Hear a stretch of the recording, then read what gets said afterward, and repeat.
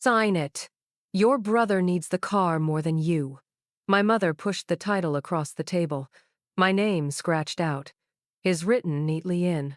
My father stood behind her, arms folded, like this theft was perfectly natural. That car wasn't just metal and wheels. It was the proof of every late night I worked, every client I chased, every sacrifice I made to stand on my own.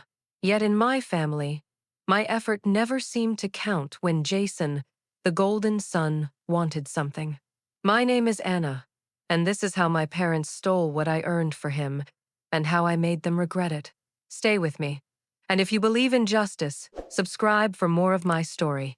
Growing up, I never had the luxury of taking life lightly. While other kids spent weekends at the mall or lounging in front of the TV, I was clocking in shifts at a neighborhood cafe and babysitting on the side. By the time I hit 18, I had perfected the art of balancing two jobs with school. It wasn't glamorous, but it was necessary. Every paycheck I tucked away brought me closer to one dream: owning my first car. To me, that car wasn't just transportation. It was proof that I could stand on my own, that I didn't have to depend on anyone, not even my parents, for freedom. It was the symbol of everything I had worked for, every sleepless night, every ounce of discipline that kept me moving forward. My brother Jason lived in the same house, under the same roof, yet it felt like we existed in two completely different worlds. Jason was the golden child, and not in a subtle way. He carried himself with the careless confidence of someone who never had to face consequences. He was the one who stayed out until 3 in the morning, stumbling and smelling of alcohol, while my mom would shake her head, sigh, and say, "He's just young. Let him enjoy himself." When his grades slipped below average, my dad defended him at the dinner table, insisting, "Jason is smart. He just needs time to find his passion." Passion, in their eyes, was an acceptable excuse for irresponsibility. Meanwhile, if I came home late from work, exhausted and still smelling of coffee beans and grease, I was scolded for neglecting my family duties. The double standard was so sharp it cut me open daily. I remember the night I handed my parents the keys to my shift car for a quick errand. I trusted them. Hours later, Jason was behind the wheel, revving the engine like it was his new toy. He didn't even ask. He just assumed it was his right. And the worst part? My parents laughed, told me not to be so uptight. "It's just a car," my mom said. But to me, it wasn't just a car, it was years of sweat and sacrifice. It was mine. The one thing I had carved out for myself in a world that seemed determined to hand everything else to Jason. What made it unbearable wasn't just Jason's arrogance. It was the way my parents validated it. Every mistake he made was brushed aside, every reckless decision minimized. When he racked up credit card debt from online shopping sprees, they paid it off without a word. When I asked for help covering my college books one semester, I was told I should learn to be more resourceful.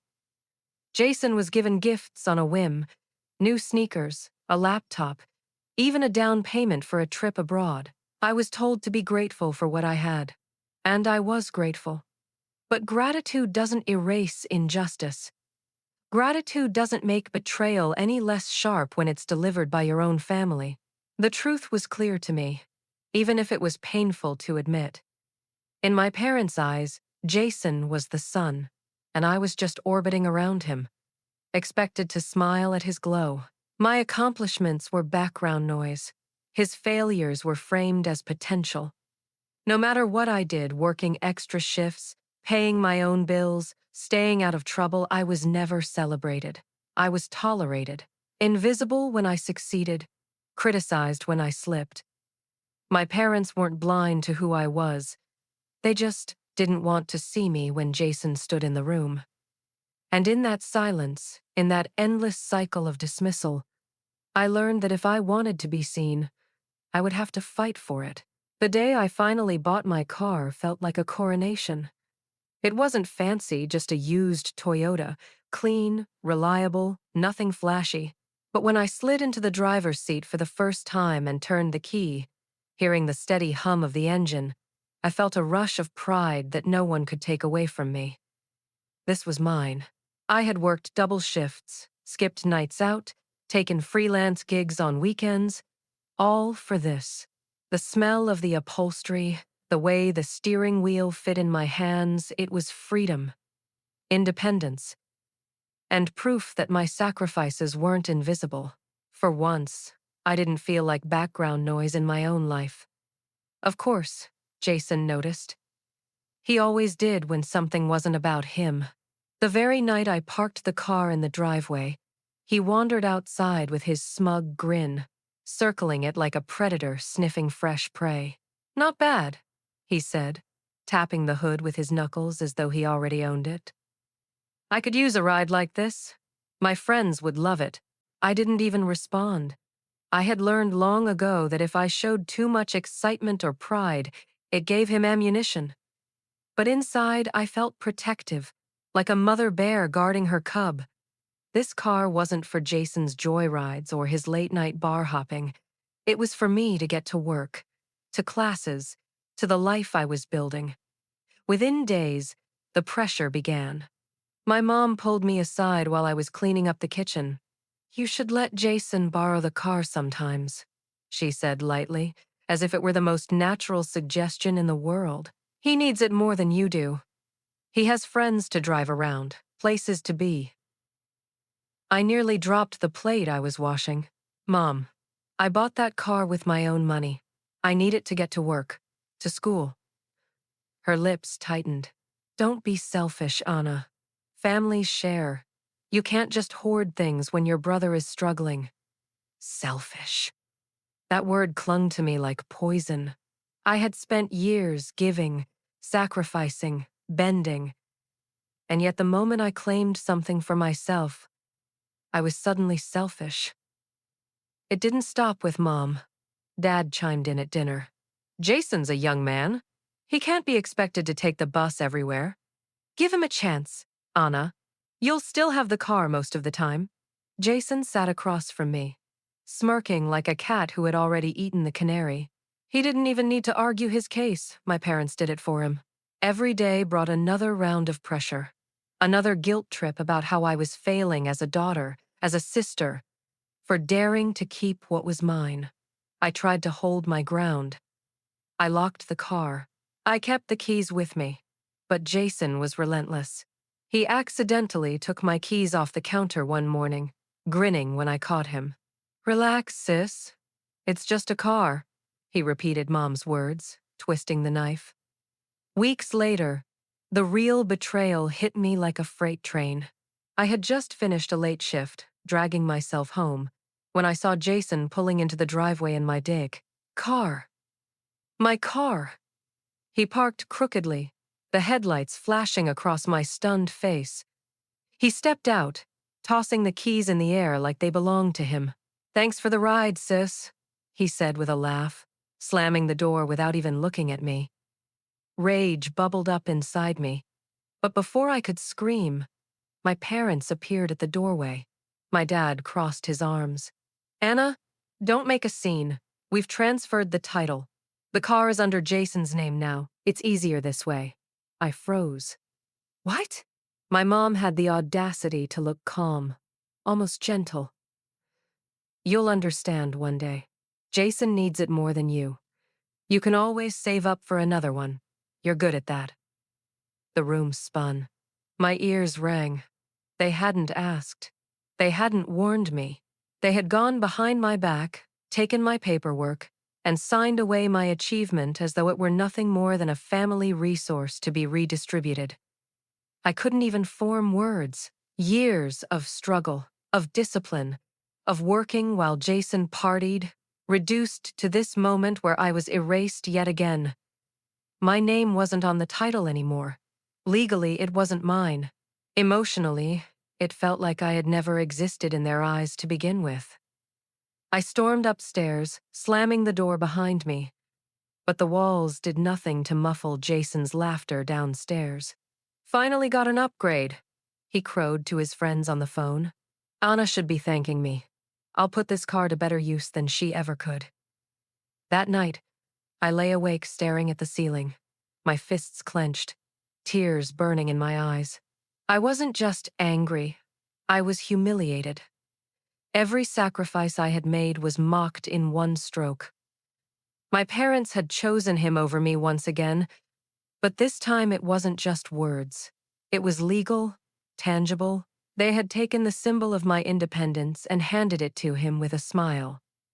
The following days were torture. Jason flaunted the car, driving it recklessly, pulling up to the house, blasting music.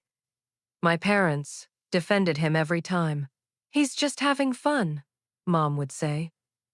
"Don't be bitter," Dad added, as though my fury was the real problem, not their betrayal.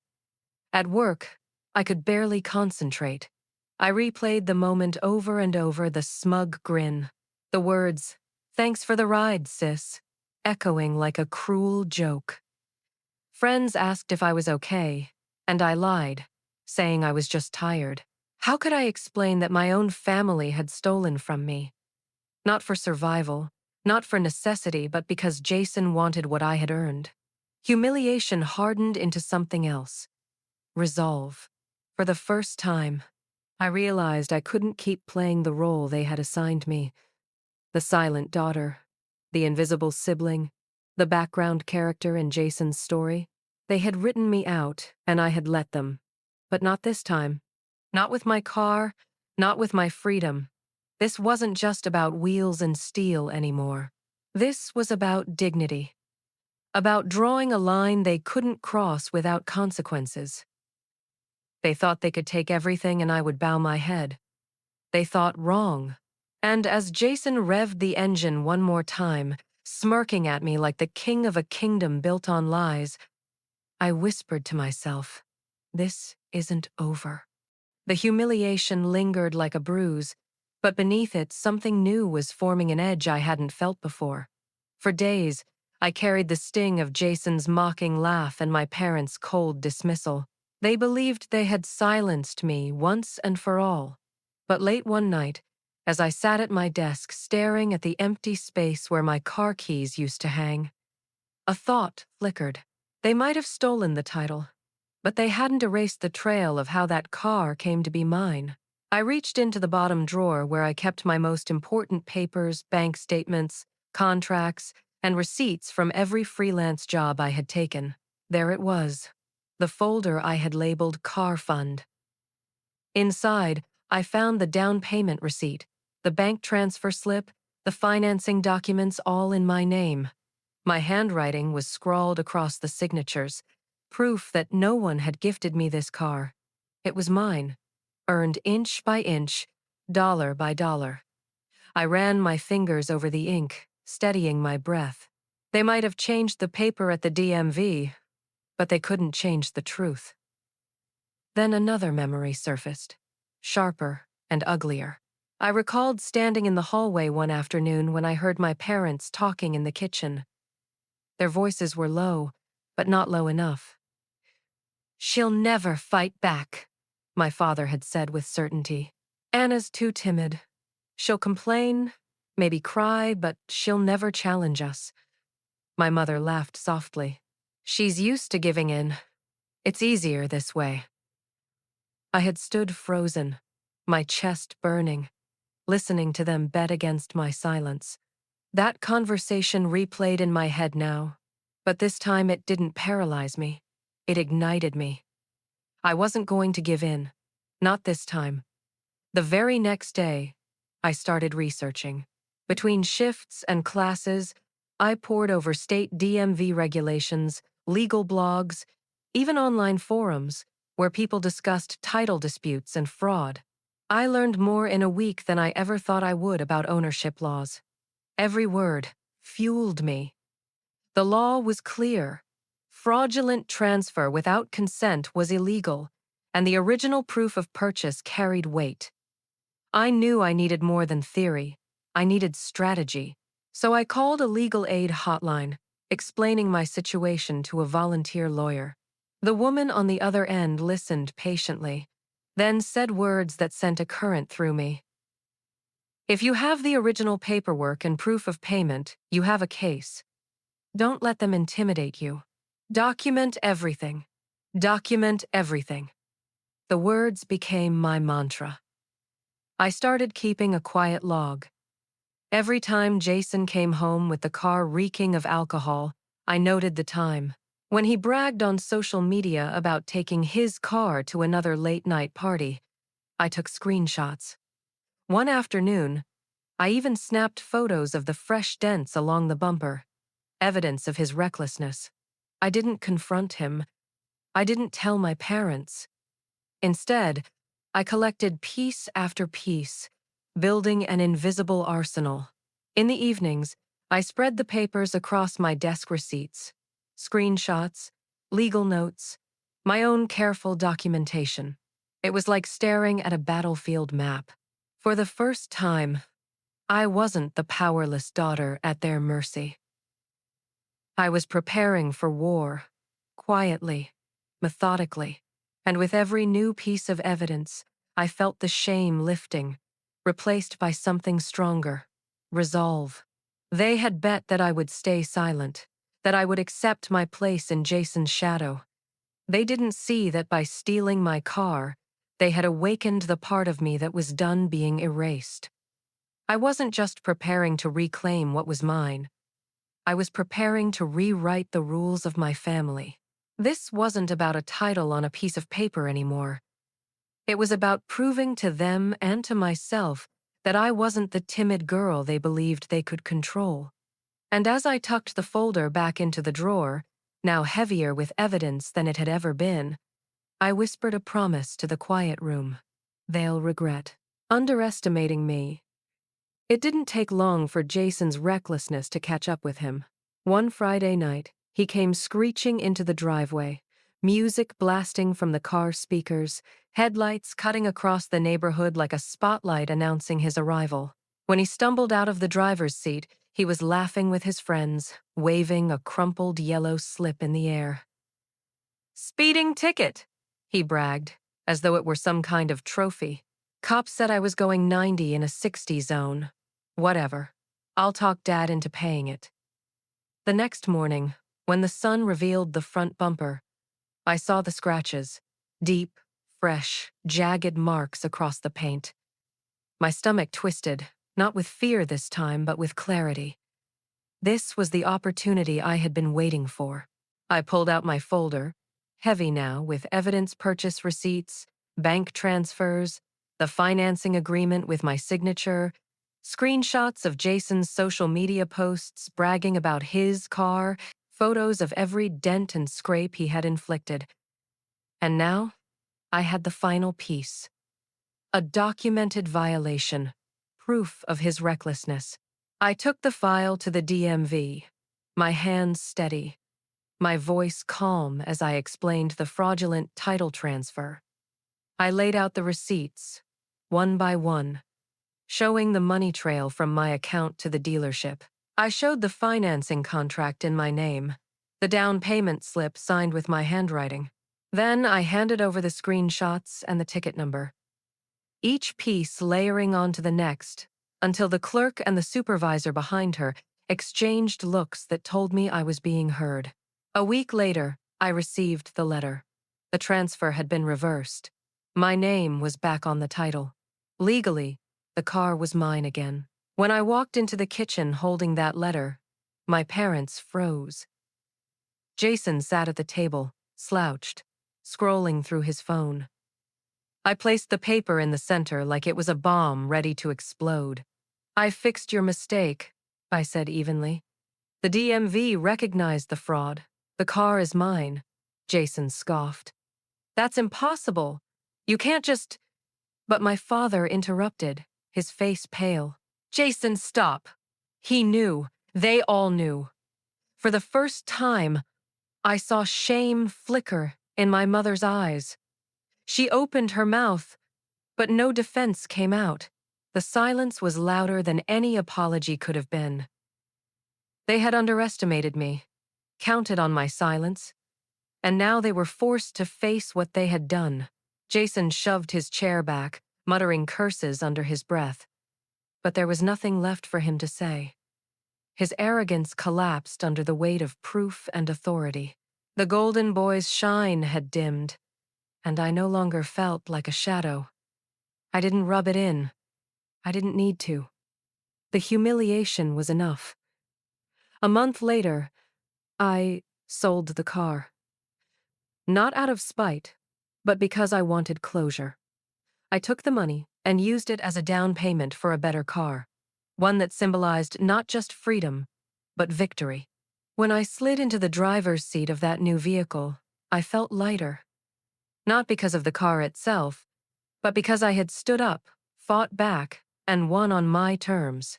For years, my family had erased me, minimized me, convinced me that my sacrifices were invisible. That day, they learned the truth. I couldn't be erased. I wasn't background noise. I was someone who had the courage to fight for what was mine. And as I drove away from the dealership, the sun on my face, the road stretching out in front of me, I realized something important. Revenge isn't always about making others hurt. Sometimes, it's about reclaiming yourself, your dignity, your worth. And that is a victory no one can ever take away from me again. Driving away in my new car, I felt something shift inside me. It wasn't just about reclaiming a set of wheels. It was about reclaiming my voice in a family that tried to silence me. For years, I believed I had to accept being overlooked, but that day proved I could stand tall and refuse to be erased. My parents and Jason were forced to face the truth. They could no longer dismiss me as the background character in their story. Revenge, I realized, isn't always about destruction. Sometimes it's about drawing a line and protecting what's yours. And now I want to hear from you. If your family stole what you worked for, would you fight back? Share your thoughts below, and don't forget to like, comment, and subscribe for more stories like mine.